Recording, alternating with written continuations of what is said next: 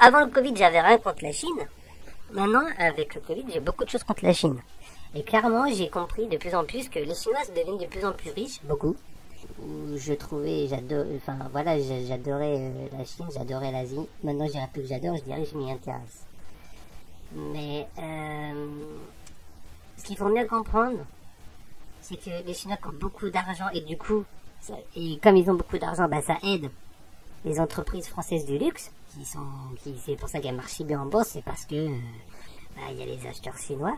Bah, ils nous arnaquent tout simplement, ils nous piègent, et avec des complicités de patrons français ou de patrons qui se barrent en Chine parce que c'est moins cher la main d'œuvre et tout ça, donc ils ont plus d'argent au niveau de leur compte en banque.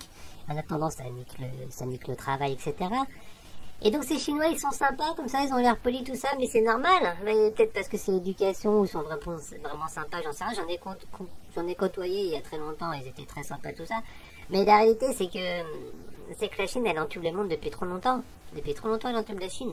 Elle entube le monde. Et ce qui se passe, c'est qu'ils fabriquent des choses qui coûtent pas très cher, ils nous le vendent des fois plus cher, l'intermédiaire les fait plus cher, encore des fois plus cher.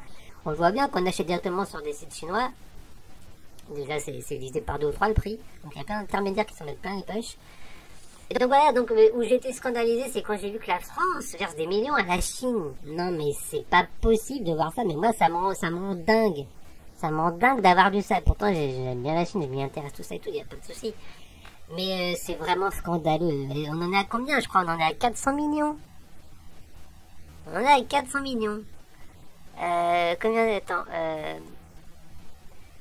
Ce chiffre certes modeste au regard du montant global de l'assistance française aux pays en voie de développement, 4 milliards d'euros. Attendez, je sais même pas. La France a donné 4 milliards aux pays en voie de développement. Mais c'est du délire. C'est du délire. Bah oui, bah forcément, bah voilà. Bah oui, mais oui, puis oui. Donc c'est combien la Chine? À 140 millions? Non, mais même 140 millions, mais faut arrêter, mais la France, mais qu'est-ce que t'es conne, la France, qu'est-ce que t'es conne, ils sont cons, ces politiciens. Alors c'est par rapport, c'est pas peine de me faire la leçon, c'est par rapport au PIB par habitant, machin et tout, c'est pour ça que c'est censé pouvoir les aider, mais non, mais faut arrêter ce délire, mais faut arrêter, mais... On va en apprendre quand? On va apprendre quoi encore comme délire incroyable de la part de ce gouvernement de tarés, là.